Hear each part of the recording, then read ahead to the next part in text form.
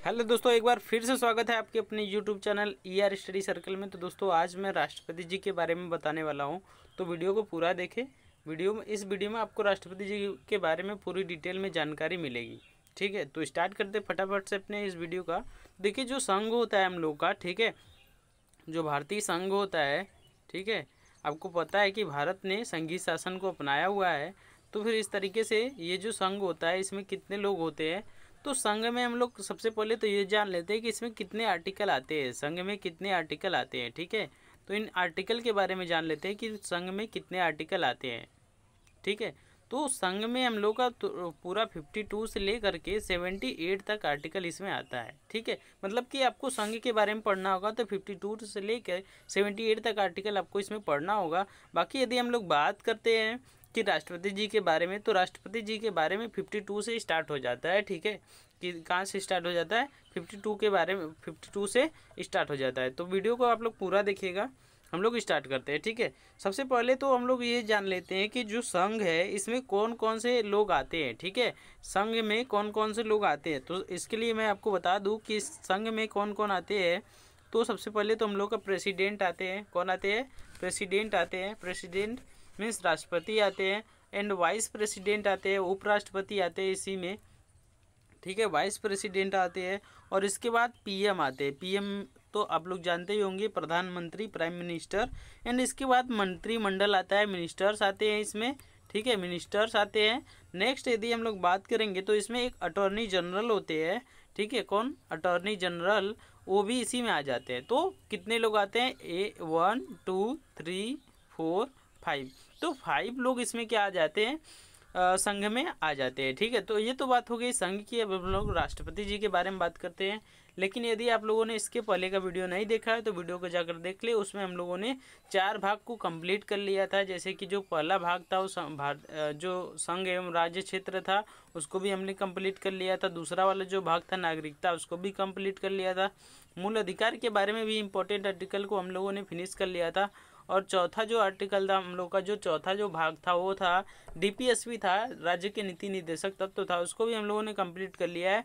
और इसी से जुड़े एक संशोधन था जिसको कि हम लोग मूल कर्तव्य बोलते हैं, 4 का क जो होता है, उसको भी हम लोगों ने कंप्लीट कर लिया था। तो आप लोग जाके वीडियो को उसको देख सकते हैं। ठीक है, तो हम लोग राष्ट्रपति जी के बारे में देखते हैं कि राष्ट्रपति जी के बारे में हमारे संविधान में क्या बोला जाता है, किस तरीके से उनकी नियुक्ति की जाती है, और उनकी नियुक्ति से रिलेटेड क्या कुछ बातें हैं जो हम लोग को जाननी चाहिए, जो एग्जाम में महत्वपूर्ण होती है। ठीक है, तो देखिए, सबसे पहला जो यहाँ पे आर्टिकल है आपको यहाँ पे दिया गया 52 नंबर का आर्टिकल है। इसमें क्या बोला जा रहा है कि भारत का एक क्या होगा, राष्ट्रपति होगा। तो दोस्तों आप लोग मैं इतना स्लो बता रहा हूँ, आप लोग इसका नोट्स भी बना सकते हैं। ठीक है, तो 52 आर्टिकल में बोला गया है कि भारत का एक राष्ट्रपति होगा। तो भारत का एक राष्ट्रपति होगा। अब देखिए, भारत का एक राष्ट्रपति होगा। अब राष्ट्रपति जी को ही क्या बोला जाता है, भारत के जो सर्वोच्च नागरिक होते हैं। ठीक है, राष्ट्रपति जी जो है क्या है, भारत के सर्वोच्च नागरिक है, प्रथम नागरिक है। ठीक है, और इनको ही ऐसा बोला जाता है कि ये राष्ट्र की एकता, अखंडता एवं सुदृढ़ता का प्रतीक है।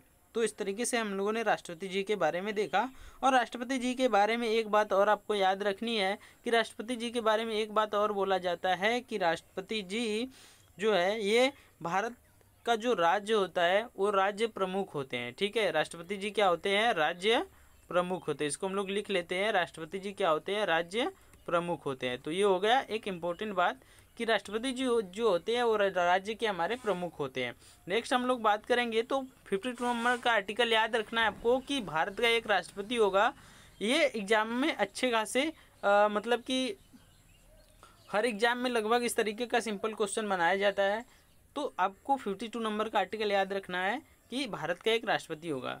अब हम लोग आगे इसमें चलते हैं, तो इसमें दोस्तों आगे चलते हैं तो 53 नंबर का आर्टिकल आता है। ठीक है, इसमें 53 नंबर का आर्टिकल आता है। और इसमें क्या आपको बोला जा रहा है, हम लोग केवल इंपॉर्टेंट बात देखने वाले हैं। ठीक है, अब हम लोग यहाँ पे बात करते हैं 53 नंबर का जो आर्टिकल है, इस पे बात ना करके हम लोग सीधे चलते हैं इसमें भारत जो राष्ट्रपति जी का निर्वाचन होता है उन पे हम चलते हैं कि भारत जो राष्ट्रपति है उनका निर्वाचन किस प्रकार किया जाता है। वहाँ से क्वेश्चन पूछा जाता है कि जो राष्ट्रपति जी का निर्वाचन है उसमें कौन कौन भाग लेता है। तो यहाँ पे आप लोग हेडिंग देख सकते हैं, और ये जो दोस्तों जिससे मैं पढ़ा रहा हूँ, ये ओरिजिनल कॉन्स्टिट्यूशन जो है इसका PDF मेरे पास है, ठीक है। यदि आप लोगों को चाहिएगा तो कमेंट करिएगा, मैं उसमें आप लोगों को प्रोवाइड करवा दूंगा, ठीक है। तो यहाँ पे राष्ट्रपति जी का जो निर्वाचन है उससे हम लोग संबंधित अब यहाँ पे आर्टिकल देखने वाले हैं। तो दोस्तों 54 नंबर आर्टिकल में बोला गया है, इसमें बोला गया है कि राष्ट्रपति का निर्वाचन ऐसे निर्वाचन जो निर्वाचक गण सदस्य करेंगे जिसमें, अब देखिए कि जो राष्ट्रपति जी का निर्वाचन है, ठीक है, अब उनका निर्वाचन किस प्रकार से, निर्वाचन को दोस्तों इंग्लिश में क्या बोला जाता है, इलेक्शन बोला जाता है। आप लोगों को निर्वाचन नहीं समझ में आ रहा तो इसको बोला जाता है इलेक्शन, ठीक है। क्या बोला जा रहा है, इसको इलेक्शन बोला जाता है। इलेक्शन मैं यहाँ पे लिख देता हूँ, इसको क्या बोला जाता है दोस्तों, इलेक्शन बोला जाता है। इसको आप लोग ध्यान रखिएगा।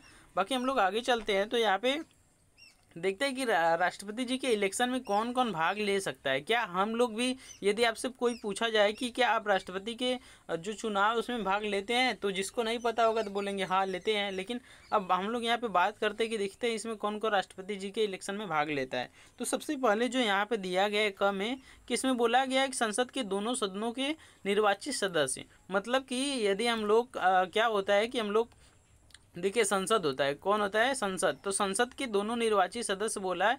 तो संसद के देखिए, संसद में एक क्या होता है, लोकसभा होता है, ठीक है, एक लोकसभा होता है, एक क्या होता है दोस्तों, राज्यसभा होता है। और इसमें एक संसद राष्ट्रपति जी से मिलकर भी बना होता है। देखिए इसमें बोला जा रहा है कि संसद के दोनों सदस्य, मतलब कि दोनों दोनों सदनों बोला जा रहा है, ठीक है। तो दोनों सदनों मतलब कि लोकसभा, राज्यसभा। अब इन दोनों के जो यहाँ पे निर्वाचित सदस्य होंगे यही इसमें भाग लेंगे। तो इसको दोस्तों आपको याद रखना है कि राष्ट्रपति जी के इलेक्शन में कौन कौन भाग लेगा। पहले नंबर पे याद रखना है आपको कि संसद के दोनों सदनों की कौन लेगा, निर्वाचित सदस्य लेंगे। कौन लेगा, निर्वाचित सदस्य लेंगे। ये तो हो गया लोकसभा और राज्यसभा से निर्वाचित सदस्य इसमें भाग लेंगे। तो आपसे दोस्तों क्वेश्चन पूछा जाएगा कि राष्ट्रपति जी के इलेक्शन में क्या राज्यसभा के जो सदस्य होते हैं, निर्वाचित सदस्य, वो भाग ले सकते हैं, या फिर इस तरीके से क्वेश्चन आपको पूछा जाएगा। तो आप लोग इस यहाँ से आंसर दे सकते हैं। नेक्स्ट यहाँ पे दूसरे नंबर पे हम लोग को पॉइंट बताया जा रहा है, वो क्या बोला जा रहा है कि राष्ट्रपति जी के इलेक्शन में और कौन भाग ले सकता है। तो राज्यों के विधानसभाओं के निर्वाचित सदस्य। अब देखिए दोस्तों कि यहाँ पे जो राज्य होते हैं, तो राज्य स्तर पर जो हमारा विधानमंडल होता है दोस्तों, कौन होता है, यहाँ पे मैं लिख देता हूँ, ठीक है, समझा देता हूँ आपको। जैसे कि जो राज्य स्तर पर विधानमंडल होता है हम लोग का, तो विधानमंडल जो होता है हम लोग का, अब इस विधानमंडल में क्या होता है कि इस विधानमंडल में क्या होता है दोस्तों कि इसमें होता है एक, क्या होता है, इसमें एक विधान परिषद होता है, ठीक है। इसमें क्या होता है, एक विधान परिषद होता है, और इसमें एक क्या होता है, तो वो होता है विधानसभा होता है, ठीक है। एक विधानसभा होता है, ठीक है, एक विधानसभा होता है। यहाँ पे मैं लिख देता हूँ, एक विधान परिषद होता है, ठीक है, एक विधान परिषद होता है। तो इस तरीके से अब ये जो देखिए यहाँ पे देखिए क्या बोला जा रहा है आपको इसमें कि विधानसभाओं के निर्वाचित सदस्य भाग लेंगे, ठीक है। तो ये जो विधानसभा है हम लोग का, इसके जो निर्वाचित सदस्य होंगे यहाँ पे भाग लेंगे, वही भाग लेंगे। लेकिन यदि आपसे यहाँ से क्वेश्चन दोस्तों पूछा जाएगा कि बताइए जो हमारा जो प्रेसिडेंट का इलेक्शन होता है, क्या उसमें प्रेसिडेंट के इलेक्शन में, ठीक है, प्रेसिडेंट के इलेक्शन में कौन क्या विधानसभा के जो सदस्य होते हैं, ठीक है, जो विधान परिषद के सदस्य होते हैं, क्या वो भाग लेते हैं प्रेसिडेंट के इलेक्शन में, विधान परिषद के सदस्य भाग लेते हैं। तो इसका आंसर क्या होगा दोस्तों कि नहीं होते हैं, ठीक है। मतलब कि विधान परिषद के सदस्य प्रेसिडेंट के इलेक्शन में भाग नहीं लेते हैं। कौन लेते हैं दोस्तों, तो लेते हैं विधानसभा के जो सदस्य, निर्वाचित सदस्य होते हैं, वही भाग लेते हैं। तो अभी तक हम लोग ने देखा कि राष्ट्रपति जी के इलेक्शन में निर्वाचित दोनों सदनों के जो संसद के दोनों सदन होते हैं, लोकसभा राज्यसभा के निर्वाचित सदस्य भाग लेते हैं, और राज्य की जो विधानसभा होती है, ठीक है, उसके निर्वाचित सदस्य भाग लेते हैं। इतना आपको याद रखना है। नेक्स्ट हम लोग आगे चलते हैं। अब यहाँ पे देखिए कुछ आपको यहाँ पे इन्फॉर्मेशन दिया गया है कि इसमें और कौन भाग ले सकता है, ठीक है, इसमें इनके इलेक्शन में और कौन भाग ले सकता है, ये भी काफ़ी इंपॉर्टेंट है। तो दोस्तों यहाँ पे आपको आर्टिकल 55 में बताया गया है, यहाँ पे बताया गया है 55 में कि अनुच्छेद यहाँ पे जो और अनुच्छेद जो 55 में ये बोला गया कि राज्य के अंतर्गत, ठीक है, कि यहाँ पे राज्य के अंतर्गत दिल्ली जो राष्ट्रीय राजधानी राज्य क्षेत्र है, और यहाँ पे जो पांडिचेरी है, ठीक है, संघराज्य क्षेत्र, जिसको हम लोग केंद्र शासित प्रदेश बोलते हैं। अब देखिए कि इन दोनों की जो केंद्र शासित प्रदेश दिल्ली है और पुडुचेरी है, इन दोनों की विधानसभाओं के निर्वाचित जो सदस्य होंगे ये भी भाग लेंगे। ये तीसरा पॉइंट आपको याद रखना है कि आर्टिकल 55 में बोला गया है कि, अब यहाँ से देखिए आर्टिकल 55 में ये बोला गया है कि जो दिल्ली है, ठीक है, और यहाँ पे जो पांडिचेरी है, इन दोनों के जो क्या होंगे दोस्तों, इन दोनों की जो विधानसभा होगी, मैं यहाँ पे लिख देता हूँ, इन दोनों की जो क्या होगी, इन दोनों की विधानसभा, ठीक है, यहाँ पे मैं लिख देता हूँ, इन दोनों की विधानसभा भी क्या लेगी, तो इन दोनों की विधानसभाओं के जो निर्वाचित सदस्य होंगे, निर्वाचित, ठीक है, निर्वाचित सदस्य, ठीक है, निर्वाचित सदस्य भी इसमें राष्ट्रपति जी के इलेक्शन में भाग लेंगे। तो अभी तक दोस्तों आपको इतना पता चल गया होगा कि राष्ट्रपति जी के इलेक्शन में कौन कौन भाग लेता है। यहाँ से दोस्तों क्वेश्चन पूछा जाता है, आप लोग इसको नोट्स में जरूर लिखिएगा। अब हम लोग आगे चलते हैं दोस्तों, हम लोग अब आगे चलते हैं। यहाँ पे 55 नंबर का जो आर्टिकल है इसमें क्या बोला जा रहा है, तो हम लोगों ने ये देख लिया कि इसमें दिल्ली और पुडुचेरी जो होता है, ठीक है, इसमें वो लोग भाग लेंगे, ठीक है, उनके जो विधानसभा के निर्वाचित सदस्य होंगे वो लोग क्या लेंगे, इसमें भाग लेंगे। अब हम लोग दोस्तों आगे बात करते हैं कि इसमें देखिए कुछ इसमें दिया गया है कि, अब देखिए राष्ट्रपति जी के इलेक्शन में कौन भाग नहीं ले सकता है, ठीक है, राष्ट्रपति जी के इलेक्शन में कौन भाग नहीं ले सकता है, तो उसके बारे में भी हम लोग देख लेते हैं कि राष्ट्रपति जी के इलेक्शन में कौन भाग नहीं ले सकता है, तो उसके बारे में हम लोग यहाँ पे देखते हैं, ठीक है।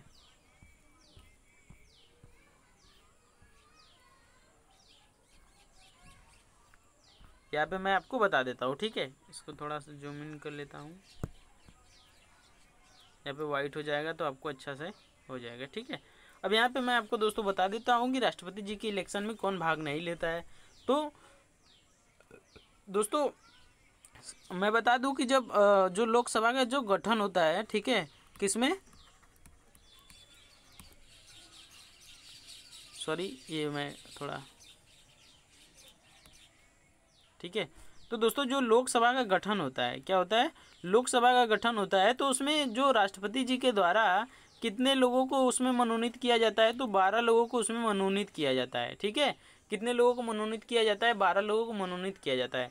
तो आप लोगों को ये ध्यान रखना है कि जो मनोनीत सदस्य होंगे, ठीक है, जो मनोनीत सदस्य होंगे वो राष्ट्रपति जी के इलेक्शन में भाग नहीं लेंगे, ठीक है, नॉमिनेटेड मेंबर जो होते हैं वो राष्ट्रपति जी के इलेक्शन में भाग नहीं लेते हैं। इसके बारे में आप लोग याद रखिएगा, आपसे क्वेश्चन पूछा जाएगा कि राष्ट्रपति जी के इलेक्शन में निम्न में से कौन भाग नहीं लेता है, संसद के निर्वाचित सदस्य, लोकसभा के निर्वाचित सदस्य, पुडुचेरी के जो पुडुचेरी दिल्ली के जो विधानसभा है उसके निर्वाचित सदस्य, या फिर जो मनोनीत सदस्य होते हैं। इन चारों में से बताइए कौन राष्ट्रपति जी के इलेक्शन में भाग नहीं लेगा। तो मनोनीत सदस्य जो होंगे वो राष्ट्रपति जी के इलेक्शन में भाग नहीं लेंगे, इसको आप लोगों को याद रखना है। नेक्स्ट हम लोग दोस्तों बात करेंगे अब आगे। अब राष्ट्रपति जी के यहाँ पे इलेक्शन के बारे में बात हो गया है, अब हम लोग बात करेंगे कि राष्ट्रपति जी का जो यहाँ पे जो चुनाव होता है वो किस तरीके से होता है, ठीक है, मतलब किस प्रकार से उनका जो चुनाव होता है, ठीक है, तो इसके बारे में भी पूछा जाता है कि उनका चुनाव किस तरीके से किया जाता है राष्ट्रपति जी का। तो यहाँ पे दोस्तों देख सकते हैं आप लोग, इसमें क्या बोला जा रहा है कि, ठीक है, इसमें क्या बोला जा रहा है, फिर देखिए यहाँ पे जो 55 का सब क्लास यहाँ पे 3 दिया है, इसमें क्या बोला जा रहा है, इसमें बोला जा रहा है कि राष्ट्रपति का निर्वाचन अनुपातिक पद्धति से होगा, ठीक है, अनुपातिक प्रतिनिधित्व पद्धति के अनुसार एकल संक्रमणीय, ठीक है, एकल संक्रमणीय मत द्वारा होगा। ऐसे निर्वाचन में मतदान क्या होगा, गुप्त होगा। ऐसे जो निर्वाचन होगा इसमें मतदान क्या होगा, गुप्त होगा, ठीक है। ऐसे राष्ट्रपति का जो निर्वाचन है वो किस तरीके से होगा, तो इसमें आपको याद रखना है कि अनुपातिक प्रतिनिधित्व पद्धति के माध्यम से होगा और एकल संक्रमणीय मत द्वारा होगा, ठीक है। कैसे होगा, एकल संक्रमणीय मत द्वारा होगा। अब देखिए दोस्तों राष्ट्रपति का निर्वाचन किस प्रकार होता है, देखिए जैसे कि अब कोई 4 कैंडिडेट खड़ा हो गया, जैसे कि कोई ए पर्सन खड़ा हो गया, बी हो गया राष्ट्रपति पद के लिए, सी हो गया और यहाँ पे डी हो गया। अब इन चारों में आपको अब इसमें एकल संक्रमणीय पद्धति द्वारा इसमें चुनाव किया जाता है। ठीक है, इसमें क्या किया जाता है, अब इसमें अब जो अभी मैंने बताया जो भी सदस्य होते हैं वो इनमें चुनाव करेंगे। तो मान लीजिए कि इसको 15 मिला, ए वाले को 15 मिला, इसमें 14 मिला, फिर इसको 13 मिला, फिर इसको 10 मिला। तो यहाँ पे जो 10 वाला है व्यक्ति इसको हटा दिया जाता है। ठीक है दोस्तों, 10 वाले को क्या कर दिया जाता है, इसमें हटा दिया जाता है, क्योंकि ये सबसे नीचे होता है तो इस तरीके से इसको हटा दिया जाता है। बाकी जो इसमें 13 और 14 और 15 हैं, इन सभी में ये जो इसका वोट होता है इसको क्या कर दिया जाता है, बांट दिया जाता है। नेक्स्ट अभी 3 लोगों के लिए होगा, इसी तरीके से फिर 2 लोगों के लिए होगा, फिर उसके 2 लोगों में से जो भी जीत जाएगा वो राष्ट्रपति का पद ग्रहण करेगा। अब हम लोग आगे दोस्तों बात करते हैं कि यहाँ पे अब हम लोग आर्टिकल नंबर 56 के बारे में बात करते हैं। ठीक है, कार्यकाल के बारे में, कि जो राष्ट्रपति जी का पदावधि होता है, जो राष्ट्रपति जी मतलब कितने वर्ष तक रहते हैं। ठीक है,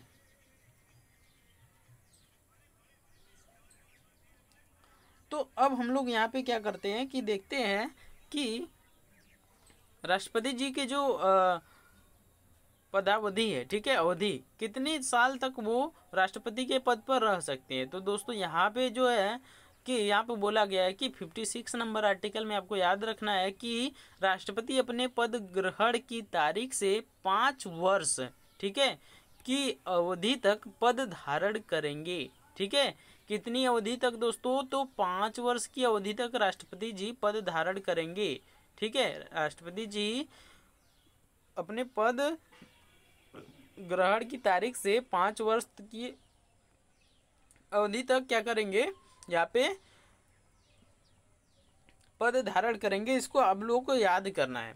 अब लेकिन दोस्तों यहाँ पे एक मैं यहाँ पे आपको और यहाँ पे बता देता हूँ चीज़ जो कि आपको याद रखना है। वो क्या, यहाँ से क्वेश्चन पूछा जाता है दोस्तों, यहाँ से आपको पूछा जाता है कि मेरे प्यारे दोस्तों आप लोग बताइए कि जो राष्ट्रपति जी का निर्वाचन से संबंधित यदि विवाद होगा, जो हमारे प्रेसिडेंट है दोस्तों, जो हमारे प्रेसिडेंट है उनके जो निर्वाचन है उससे संबंधित जो विवाद होगा, ठीक है, उससे संबंधित जो विवाद है उसका समाधान कौन करेगा। मान लीजिए कि राष्ट्रपति जी के जो इलेक्शन है उसमें क्या हो गया, विवाद हो गया। ठीक है, तो उसका समाधान कौन करेगा। तो दोस्तों उसका जो समाधान होता है वो कौन करता है, वो करता है हाई कोर्ट। कौन करता है दोस्तों, तो वो करता है सुप्रीम कोर्ट करता है। कौन करता है दोस्तों, उसके जो संबंधी जो जांच एवं फैसले जो होती है, वो जो विवाद होता है उसकी जांच और फैसले वो कौन करता है, तो वो करता है सुप्रीम कोर्ट। ठीक है, कौन करता है, इसको इरेज कर देता हूँ। ठीक है, इसको इरेज कर देता हूँ। तो यहाँ पे जो उनकी जो विवाद होगा, ठीक है, यहाँ पे लिख देता हूँ मैं, विवाद से संबंधित जो जांच होगा, ठीक है, संबंधित, इसको जूम कर लेता हूं मैं थोड़ा सा।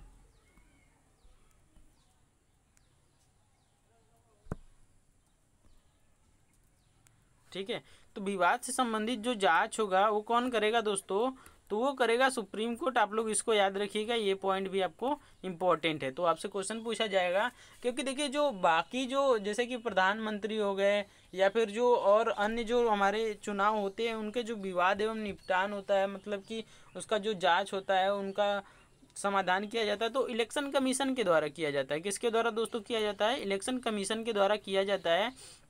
लेकिन यहाँ पे राष्ट्रपति जी का जो विवादों का जो जांच एवं समाधान है वो सुप्रीम कोर्ट के द्वारा किया जाता है। इसको आप लोग याद रखिएगा। अब हम लोग आगे चलते हैं अपने इस वीडियो में। तो दोस्तों यहाँ पे अब हम लोग बात करते हैं कि दोस्तों यहाँ से, ठीक है, अब हम लोग बात करते हैं कि आगे क्या यहाँ पे देखते हैं। ठीक है, देखिए अब यहाँ पे बोला जा रहा है कि राष्ट्रपति, ठीक है, उपराष्ट्रपति को संबोधित अपने हस्ताक्षर सहित लेख द्वारा अपना पद त्याग सकेगा। मतलब यदि राष्ट्रपति जी को पद त्यागना है, ठीक है, राष्ट्रपति जी को क्या करना है, अपना पद को त्यागना है, तो वो किसको अपना पद त्याग देंगे, मतलब किसको अपना जो पद त्याग किसको देंगे, ठीक है, मतलब कि किसके वो लेटर जो होता है ना उस पर साइन करके किसको किसको दिया जाता है, तो वो उपराष्ट्रपति को संबोधित करना होता है, ठीक है। ये याद करिएगा कि जो हमारा जो उपराष्ट्रपति जी को क्या किया जाता है, उन्हीं के द्वारा उनको क्या कर दिया जाता है, पद त्याग किया जाता है, ठीक है। तो राष्ट्रपति उपराष्ट्रपति को संबोधित अपने हस्ताक्षर सहित लेख द्वारा पद त्याग सकेंगे, ठीक है। आगे हम लोग यहाँ पे देखते हैं कि इसमें आगे क्या बोला जा रहा है कि संविधान का अतिक्रमण करने पर, मतलब कि जो संविधान में उनके जो कर्तव्य दिए गए हैं प्रेसिडेंट के, उनको यदि हम लोग मतलब कि राष्ट्रपति जी नहीं मानते हैं, वे अपने जो उनकी जो मन है वो अपने मन के अनुसार कार्य करते हैं, तो फिर जब उस तरीके से जब संविधान का अतिक्रमण होगा दोस्तों, तो संविधान के अतिक्रमण पे राष्ट्रपति जी को क्या देना होगा दोस्तों, तो अनुच्छेद 61 ये बोलता है, उसमें उपबंध है कि उनके द्वारा रीति से चलाए गए महाभियोग द्वारा उनको हटा दिया जाता है, ठीक है।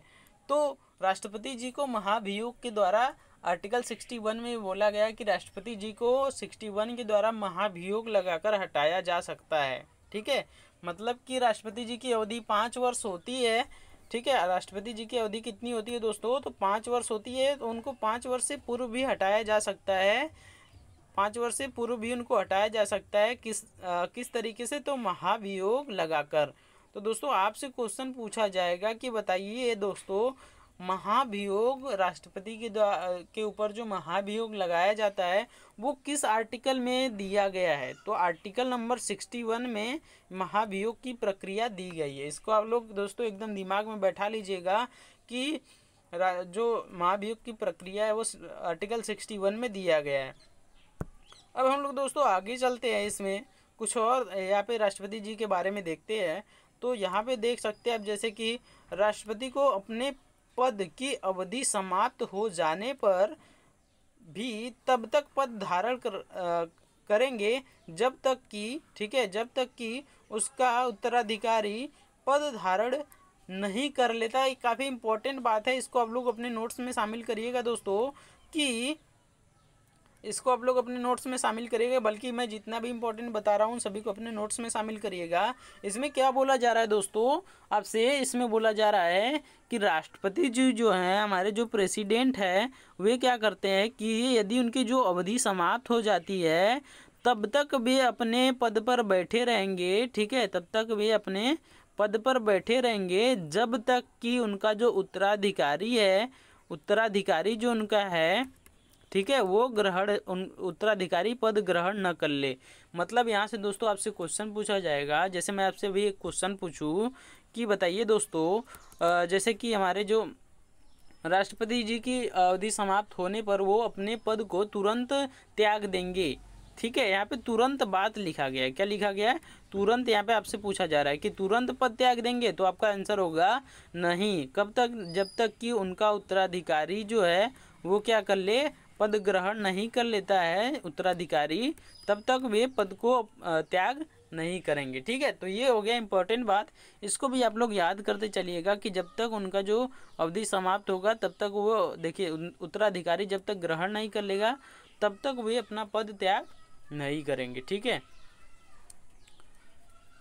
तो अब देखिए जो धारण करे रहेंगे, ठीक है। अब हम लोग क्या करते हैं दोस्तों, यहाँ पे पुनर्निर्वाचित के लिए पात्रता है, ठीक है। यहाँ पे देखिए आर्टिकल 57 में बोला गया है, हम लोग दोस्तों इंपॉर्टेंट आर्टिकल देख रहे हैं, ठीक है। पूरी आर्टिकल आपको पढ़ने की ज़रूरत नहीं है, इंपॉर्टेंट पढ़ेंगे, नहीं तो फिर दोस्तों 445 अनुच्छेद है, आपको कितना ही याद करना पड़ेगा, ठीक है।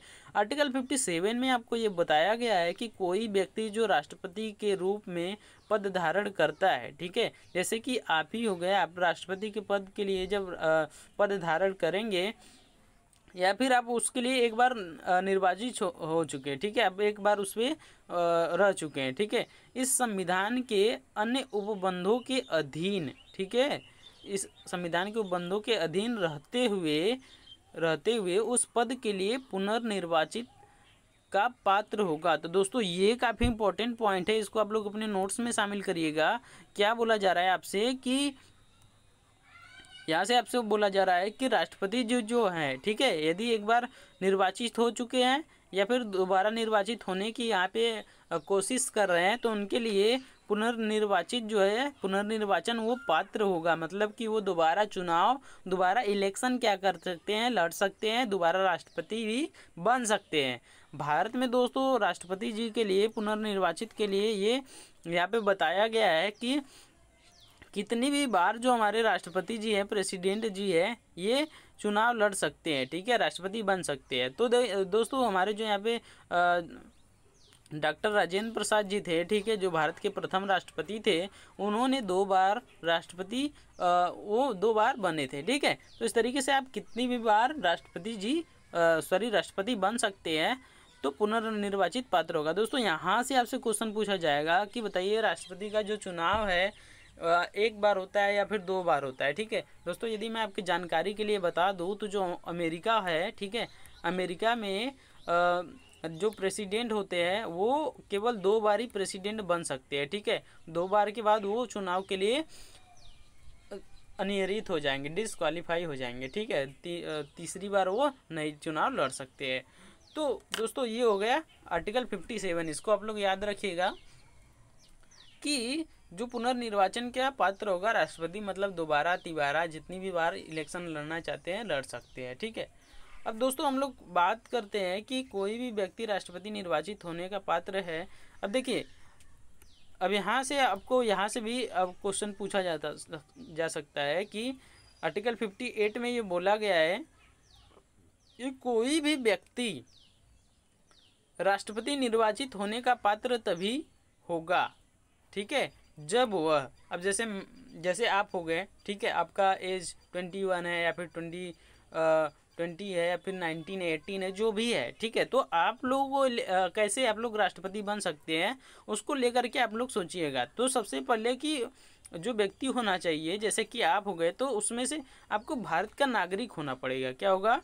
भारत का नागरिक होना होगा, ठीक है। तो भारत का नागरिक तो हम लोग हैं, लेकिन यदि हम लोग राष्ट्रपति जी का इलेक्शन लड़ना चाहेंगे तो क्या लड़ सकते हैं? तो अभी हम लोग आगे क्राइटेरिया देखते हैं कि यहाँ पे क्या बोला जा रहा है। नेक्स्ट आगे बोला जा रहा है कि 35 वर्ष की आयु पूरी कर चुका हो। तो दोस्तों अब यहाँ पे जो हम लोग होते हैं, यहाँ पे डिसक्वालीफाई हो जाएंगे, क्योंकि हम लोग की जो एज है, यहाँ पे जो हम लोग की एज है, ठीक है, यहाँ पे हम लोग की जो एज है, यहाँ पे हम लोग इससे डिसक्वालीफाई हो जाएंगे, ठीक है। क्योंकि यहाँ पे दोस्तों बोला जा रहा है कि 35 वर्ष की आयु पूरी कर चुका हो, लेकिन दोस्तों हम लोग की एज क्या है, यहाँ पे बोला जा रहा है कि 35 वर्ष की आयु क्या कर चुका हो, पूरी कर चुका हो। लेकिन हम लोग की एज क्या है, अभी 20 है, 20 है, 21 है, या फिर 23 है, 24 है। तो दोस्तों इस आधार पे हम लोग यहाँ पे डिसक्वालीफाई हो जाएंगे। लेकिन हम लोग के जो पिताजी हैं उनकी एज तो 35 से ज़्यादा है, तो क्या वो राष्ट्रपति बन सकते हैं? तो वो भारत के नागरिक भी हैं, वो 35 वर्ष की आयु भी पूरा कर चुके हैं, तो क्या वो नागरिक बन सकते हैं? तो दोस्तों अभी हम लोग इसके लिए आगे देखते हैं कि वो किस तरीके से राष्ट्रपति बन सकते हैं। तो यहाँ पे देखिए आगे बोला जा रहा है कि लोकसभा का सदस्य निर्वाचित होने के लिए हरित, मतलब कि क्वालिफिकेशन होना चाहिए उनका। लोकसभा का सदस्य निर्वाचित होने के लिए जो है दोस्तों, वो उनको क्या होना चाहिए, क्वालिफाई होना चाहिए, ठीक है, क्वालिफाई होना चाहिए। जैसे दोस्तों यदि आप लोग यूपीएससी का एग्ज़ाम देंगे तो सबसे पहले आपको मेंस देने के लिए क्या बोला जाता है कि आपको प्रीलिम्स पास करना पड़ेगा, प्रीलिम्स क्वालिफाई करना पड़ेगा। तो इसी तरीके से राष्ट्रपति बनने के लिए मान लीजिए आपके पिताजी एक भारत के एक नागरिक हैं, ठीक है। उसके बाद क्या आगे है कि वे 35 वर्ष की आयु भी पूरी कर चुके हैं, लेकिन क्या वे लोकसभा का जो सदस्य होते हैं, ठीक है, लोकसभा का सदस्य निर्वाचित होने के लिए पात्र हैं, वे क्वालिफाई हैं इस तरीके से दोस्तों। तो यहाँ पे आपके पिताजी भी क्या हो जाएंगे, डिसक्वालीफाई हो जाएंगे। यदि वो लोकसभा का सदस्य निर्वाचित होने के लिए क्वालिफाई है तो फिर वो जो है राष्ट्रपति में बन सकती है, ठीक है। तो इस तरीके से तो हम यहाँ से हम लोग का क्या हो जाता है कि यहाँ से पिताजी की भी यहाँ से राष्ट्रपति नहीं बन सकते। तो ये तो हो गई बात, ठीक है। अब दोस्तों हम लोग आगे चलते हैं, ठीक है, आगे देखते हैं हम लोग को। ये तो हो गया राष्ट्रपति जी के इलेक्शन कौन कौन लड़ सकता है। आगे हम लोग देखते हैं कि आगे क्या बोला जा रहा है दोस्तों।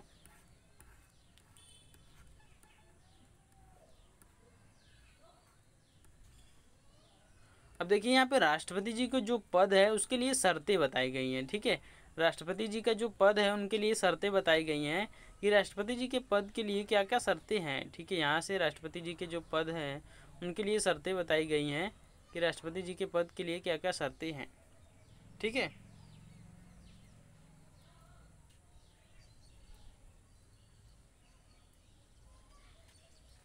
दोस्तों यहाँ पे एक पॉइंट ऊपर अभी छूट गया है, उसको हम लोग देख लेते हैं। ठीक है,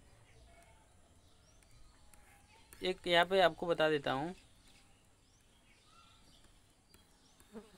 यहाँ पे इम्पोर्टेंट है इसलिए आपको बताना पड़ रहा है। ठीक है, अब देखिए यहाँ से दोस्तों ये छूट जाता तो ठीक है। अब तीसरा जो यहाँ पे क्वालिफिकेशन, चौथा जो क्वालिफिकेशन है दोस्तों, देखिए यहाँ पे क्या है कि देखिए कोई व्यक्ति जो भारत सरकार के या किसी राज्य के, ठीक है, या किसी राज्य की सरकार के अधीन अथवा उक्त सरकारों में से किसी के नियंत्रण, ठीक है, उक्त सरकारों में देखिए भारत सरकार या फिर जो राज्य सरकार होती है उसके नियंत्रण में, मतलब भारत सरकार के नियंत्रण में या फिर जो राज्य सरकार होती है उसके नियंत्रण में किसी स्थानीय या अन्य प्राधिकरण के अधीन, ठीक है, लाभ का पद धारण करता है तो राष्ट्रपति निर्वाचित होने के लिए पात्र नहीं होगा। ठीक है, तो दोस्तों इसमें आपको ये बोला जा रहा है कि मान लीजिए अब आपके पिताजी लोकसभा के जो निर्वाचित होने के लिए सदस्य भी हैं, लेकिन दोस्तों यदि वो कोई लाभ का पद धारण करते हैं, ठीक है, मान लीजिए कि वो कोई लाभ का पद धारण किए हुए हैं, तो फिर क्या होता है, यदि मान लीजिए वो कोई लाभ का पद धारण किए हुए हैं तो उनको राष्ट्रपति क्या बना दिया जाएगा। तो इसमें बोला जा रहा है कि राष्ट्रपति का निर्वाचित होने के लिए क्या हो जाएंगे, वो पात्र नहीं होगा। ठीक है, तो इसके बाद वो राष्ट्रपति नहीं बन पाएंगे। तो इसको आप लोग याद रखिएगा कि कोई लाभ का पद भी नहीं होना चाहिए। किस पे, तो संघ पे, ठीक है, भारतीय मतलब कि भारतीय सरकार या फिर राज्य सरकार के अधीन जो भी सेवाएं हैं, ठीक है, जैसे कि लोक सेवा आयोग हो गया, ठीक है, जैसे कि यूपीएससी में हो गया, या फिर किसी भी जो संघ सरकार या जो राज्य सरकार है उसके अधीन जो सेवाएं हैं उस पर यदि वो लाभ का पद धारण किए हुए हैं तो राष्ट्रपति होने के लिए पात्र नहीं होगा। इसको आप लोग याद रखिएगा दोस्तों। अब हम लोग बातें करते हैं राष्ट्रपति जी के जो शर्तें हैं, कौन कौन सी शर्तें ऐसे हैं जिसको हम लोग को याद रखना है। ठीक है, तो ये 59 नंबर के आर्टिकल में आपसे यहाँ पे बोला जा रहा है कि राष्ट्रपति, ठीक है, राष्ट्रपति यहाँ पे आर्टिकल, सॉरी दोस्तों यहाँ पे, ठीक है, तो आर्टिकल 59 में ये बोला जा रहा है कि राष्ट्रपति संसद के किसी सदन का या किसी राज्य, ठीक है, संसद के किसी सदन या राज्य के विधानमंडल के किसी सदन का सदस्य नहीं होगा। ठीक है, तो दोस्तों आपको ये बात याद रखना है कि जो राष्ट्रपति होते हैं, मैं यहाँ पे आपको समझा देता हूँ इस पॉइंट का अर्थ, कि राष्ट्रपति संसद के किसी सदन, ठीक है, सदन, अब देखिए संसद के सदन मैंने आपको कितनी बताया था, ठीक है, संसद जो उसको बोलते हैं पार्लियामेंट, ठीक है, तो यहाँ पे मैं संसद में कितने सदन होते हैं दोस्तों, आप लोग बताइए, संसद में कितने सदन होते हैं। 2 सदन होते हैं, कौन कौन सा, एक होता है लोकसभा, एक होता है राज्यसभा होता है। ठीक है, तो यहाँ पे बोला जा रहा है संसद की किसी सदन, मतलब ना तो लोकसभा, ठीक है, ना तो राज्यसभा, ठीक है, या फिर किसी राज्य के विधानमंडल। तो अब हम लोग बात करते हैं विधानमंडल के बारे में। तो दोस्तों विधानमंडल के बारे में हम लोग देखते हैं, तो यहाँ पे विधानमंडल क्या हो जाएगा, तो विधान, ठीक है, विधानमंडल, यहाँ पे मैं लिख देता हूँ विधानमंडल, ठीक है, विधानमंडल। अब विधानमंडल में भी क्या होता है, मैंने आपको बताया था कि विधानसभा होता है और एक क्या होता है, विधान परिषद होता है। ठीक है, क्या होता है, एक विधानसभा होता है, एक विधान परिषद होता है। अब ये जो विधान परिषद होता है, विधानसभा होता है, इसके भी सदस्य नहीं होने चाहिए। यही आपको 59 आर्टिकल में बोला जा रहा है कि राष्ट्रपति संसद के किसी सदन का या राज्य के किसी विधानमंडल के सदन का सदस्य नहीं होगा। ठीक है, सदस्य नहीं होगा। तो ये शर्तें दी गई हैं, ठीक है, कि राष्ट्रपति संसद के किसी सदन या फिर विधानमंडल के जो कोई यहाँ पे जो सदन है इसका सदस्य नहीं होना चाहिए। ठीक है, राष्ट्रपति जी के लिए शर्तें दी गई हैं यदि ऐसा है तो वो राष्ट्रपति नहीं बन सकते हैं। ठीक है, तो उनको सदस्य नहीं है। अब आगे हम लोग देखते हैं इसमें आगे क्या बोला जा रहा है दोस्तों।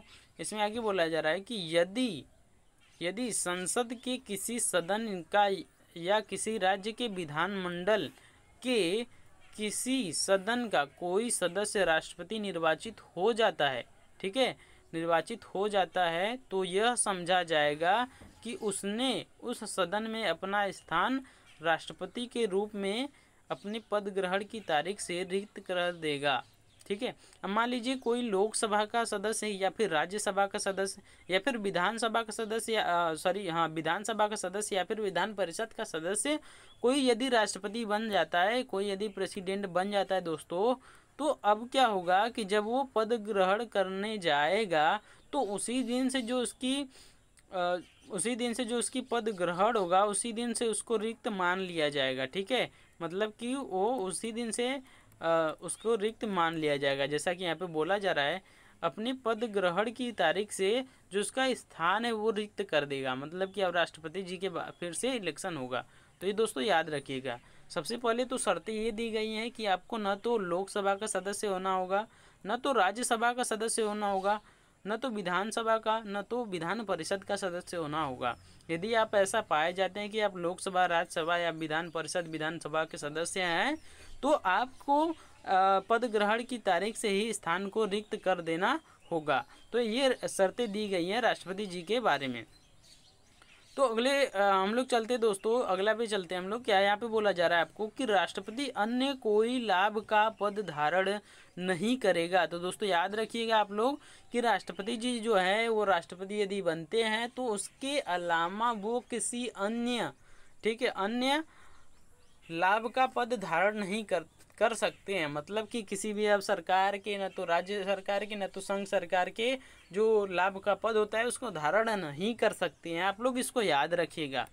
ठीक है, आप लोग इसको याद रखिएगा। नेक्स्ट आगे बताया जा रहा है कि राष्ट्रपति बिना किराया दिए, ठीक है, अपने शासकीय निवासों के उपयोग का हकदार होगा और ऐसी उपलब्धियों, भत्तों के विशेषाधिकारों का भी जो संसद विधि द्वारा अवधारित करे। ठीक है, तो दोस्तों इसमें आपको ये बताया जा रहा है कि जो राष्ट्रपति जी होंगे वो बिना किराया दिए उनको एक भवन, राष्ट्रपति भवन जिसको हम लोग बोलते हैं, वो मिलेगा।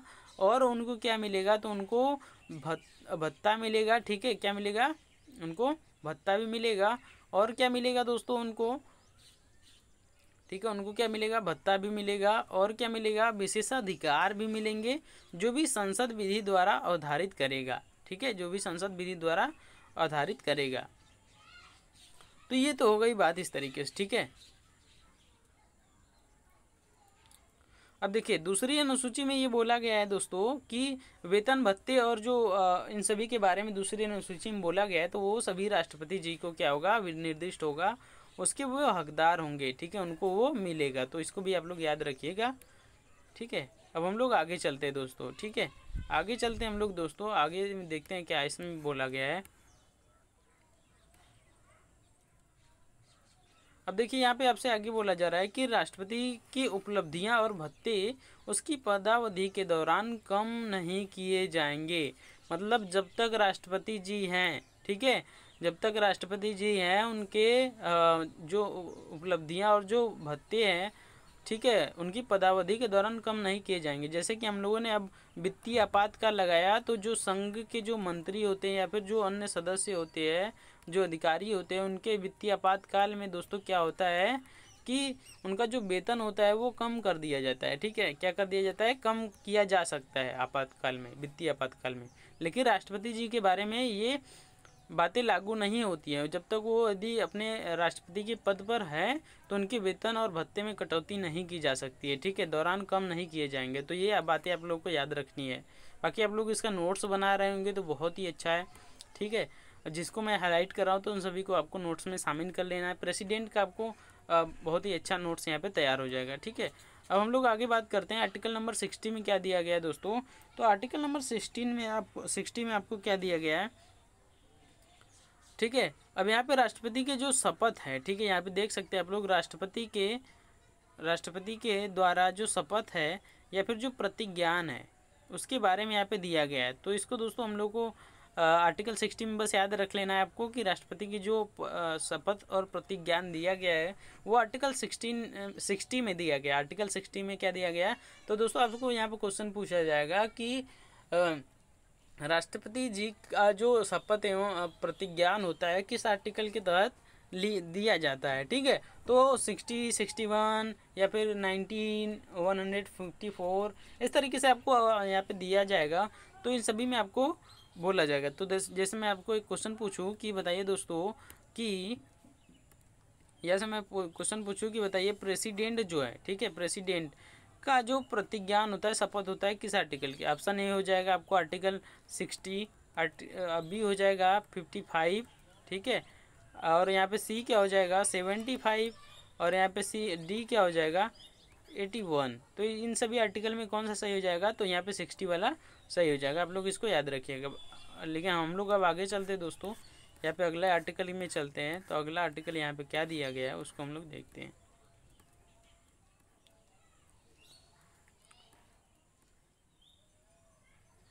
अब आर्टिकल 61 में क्या दिया गया दोस्तों, इसको भी आप लोगों को याद रखना है कि यहाँ पे जो राष्ट्रपति जी का जो प्रक्रिया दी गई है इसको भी बस थोड़ा सा आपको याद रखना है। यहाँ से क्वेश्चन पूछा जाएगा कि राष्ट्रपति जी भी जो महाभियोग प्रक्रिया है वो किस आर्टिकल में दिया गया है। तो आर्टिकल नंबर 61 में ये दिया गया है, ठीक है। आर्टिकल नंबर 61 में ये दिया गया है कि राष्ट्रपति जी पे महाभियोग की चलाने की जो प्रक्रिया है इसको दिया गया है। इसको आप लोग याद रखिएगा, बाकी इतना ही इंपॉर्टेंट है इसमें, ठीक है। अब हम लोग आगे चलते हैं इसमें।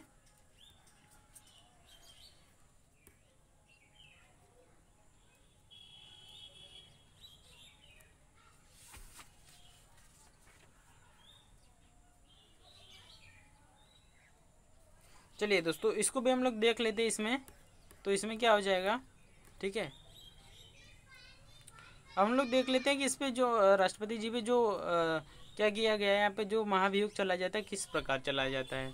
तो अब देखिए, जब संविधान का कोई अतिक्रमण होता है या फिर जो संविधान का राष्ट्रपति जी उल्लंघन करते हैं तो इसके तहत आपको आर्टिकल 61 में दिया गया है कि जब राष्ट्रपति जी के द्वारा संविधान का उल्लंघन किया जाता है या अतिक्रमण किया जाता है तो राष्ट्रपति को उनके जो पद होता है उससे पहले भी उनको महाभियोग चलाकर हटाया जा सकता है। अब कैसे हटाया जाएगा, तो संसद का कोई सदन उन पर आरोप लगाएगा। तो संसद में मैंने बताया था कितने सदन होते हैं, 2 सदन होते हैं, एक लोकसभा एक राज्यसभा होती है। तो या फिर कोई लोकसभा का जो सदस्य होता है, ठीक है, या फिर लोकसभा का जो लोकसभा है वो आरोप लगाए, ठीक है, या फिर जो राज्यसभा है वो आरोप लगाए। तो इन दोनों में से कोई आरोप लगाता है तो इस प्रकार महाभियोग की प्रक्रिया लगाया जाता है, ठीक है। अब यहाँ पे ये बताया गया है कि ऐसा कोई आरोप तब तक नहीं लगाया जाएगा जब तक, ठीक है। अब यहाँ पे कुछ बातें दी गई हैं कि उनके ऊपर कब तक आरोप नहीं लगाया जा सकता है महाभियोग का। अब ऐसा आरोप लगाने की प्रस्तावना किसी ऐसे संकल्प में अंतर्विष्ट नहीं हो जो कम से कम 14 दिन की ऐसी लिखित सूचना के दिए जाने के पश्चात प्रस्तावित किया गया, ठीक है। तो 14 दिन के लिए आपको नोटिस देना पड़ेगा जिस पर उस सदन की कुल सदस्य संख्या के कम से कम 1/4 सदस्यों के हस्ताक्षर उस संकल्प को प्रस्तावित करने का आशय प्रकट किया गया है, ठीक है। जैसे कि अब राष्ट्रपति जी के बारे में आपको यहाँ पे महाभियोग लगाना है तो मान लीजिए अब लोकसभा के द्वारा ऐसा किया जा रहा है, ठीक है, कि अब लोकसभा राष्ट्रपति जी पर क्या लगाएगी, महाभियोग लगाएगी, ठीक है। अब ये इनके द्वारा महाभियोग लगाया जाएगा। तो अब देखिए दोस्तों क्या हो जाएगा कि अब देखिए 14 दिन के पहले तो आपको यहाँ पे 14 दिन की क्या देनी होगी, नोटिस देना होगा, ठीक है। 14 दिन का आपको नोटिस देना होगा। अब आगे लेकिन आपको जो जिस भी सदन का होगा, जैसे कि लोकसभा का हो गया, तो लोकसभा में जितने भी होंगे सदस्य उसके 1/4 सदस्यों के हस्ताक्षर होने चाहिए। जैसे कि अब लोकसभा में मान लीजिए मानना है आपको कि 200 सदस्य हैं, ठीक है, तो इसका 1/4 कितना हो गया, तो हम लोग इसको काट देते हैं, 4 पंजे 20, कितना हो जाएगा दोस्तों 50 सदस्य, कितने हो जाएंगे 50 सदस्य। तो 50 सदस्यों की आपको क्या होने चाहिए, इस पर हस्ताक्षर होने चाहिए, ठीक है। और उसको हस्ताक्षर और संकल्प को प्रस्तावित करने का जो आशय प्रकट किया गया हो। तो इस तरीके से 50 लोग जब उस पर क्या करेंगे, हस्ताक्षर करेंगे और संकल्प क्या करेंगे, अपना आशय प्रकट करेंगे, तब राष्ट्रपति जी पे महाभियोग लगाया जाएगा। लेकिन इसके पहले नहीं लगाया जा सकता है, जब तक 50 सदस्य नहीं होंगे तब तक ऐसा नहीं किया जा सकता है। ठीक है, अब आगे क्या बोला जा रहा है दोस्तों कि आगे बोला जा रहा है कि उस सदन की कुल सदस्य संख्या के कम से कम 2/3 बहुमत द्वारा संकल्प पारित नहीं किया गया है। अब देखिए, आपको 2/3 बहुमत द्वारा संकल्प भी पारित करना होगा। ठीक है, कितना, 2/3 बहुमत द्वारा आपको संकल्प भी पारित करना होगा। जैसे कि मान लीजिए कि यहाँ पे 345 सदस्य हैं, तो इसका 2/3 कितना हो गया, 2/3, तो हम लोग इसको काट देते हैं, 3 एकम 3, 3 एकम 3, 3 5 15। ठीक है, तो इस तरीके से अब देखिए, अब इतना पूरा कितना हो गया, 2 पंजे 10 और यहाँ पे हो गया 3, 2 एकम 2, तो 230 सदस्य जो होंगे। ठीक है, मान लीजिए 345 सदस्य हैं लोकसभा में, मान लीजिए, तो इसके 2/3 कितने हो गए, तो 2/3 से इसको हमने कट करा तो 230 सदस्य। तो 230 सदस्य अगर ऐसा संकल्प पारित नहीं करेंगे तब तक राष्ट्रपति जी पे महाभियोग नहीं लगाया जाएगा। अगर 230 सदस्य जो है संकल्प पारित कर देंगे, ठीक है, सदन में, तो जो राष्ट्रपति जी पे महाभियोग लगाया जा सकता है।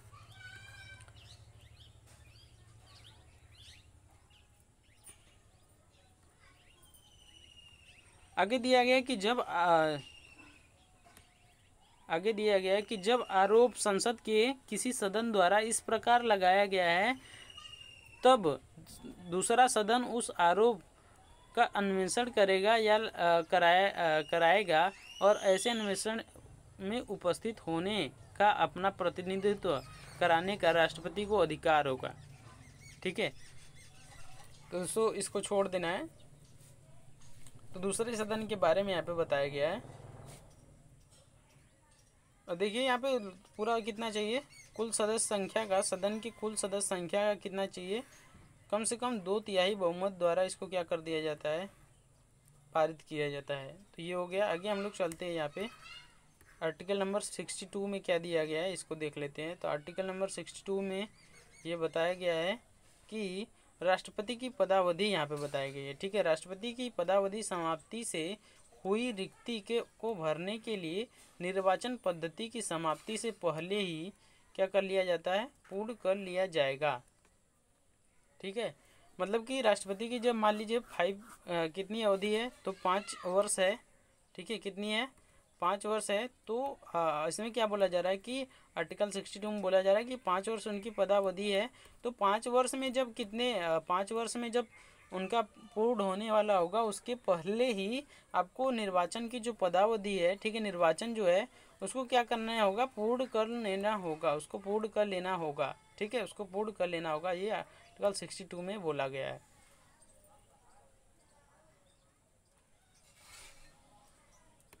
आगे बोला जा रहा है 62 के सब क्लॉज 2 में कि राष्ट्रपति की मृत्यु, पद त्याग या पद से हटाए जाने या अन्य कारणों से हुई उसके पद में रिक्ति को भरने के लिए, ठीक है, उसकी रिक्ति को भरने के लिए क्या बोला जा रहा है यहाँ पे, निर्वाचन रिक्त होने तारीख से यथाशीघ्र व्यक्ति दशा 6 माह बीतने से पहले किया जाएगा। तो यहाँ पे दोस्तों इस आर्टिकल में मैं आपको बता देता हूँ क्या बोला जा रहा है कि अब देखिए, जैसे कि राष्ट्रपति की मृत्यु हो गई या फिर वो पद अपना त्याग दे रहे हैं, तो उसमें आपको पद त्याग दे रहे हैं तो उसके 6 माह बीतने से पहले ही क्या कर लेना होगा, निर्वाचन किया जाएगा। ठीक है, 6 माह, इसको आप लोगों को याद रखना है, काफ़ी इम्पोर्टेंट है। इसमें क्या बोला जा रहा है कि इसमें बोला जा रहा है कि 6 मास बीतने से पहले किया जाएगा। ठीक है, निर्वाचन।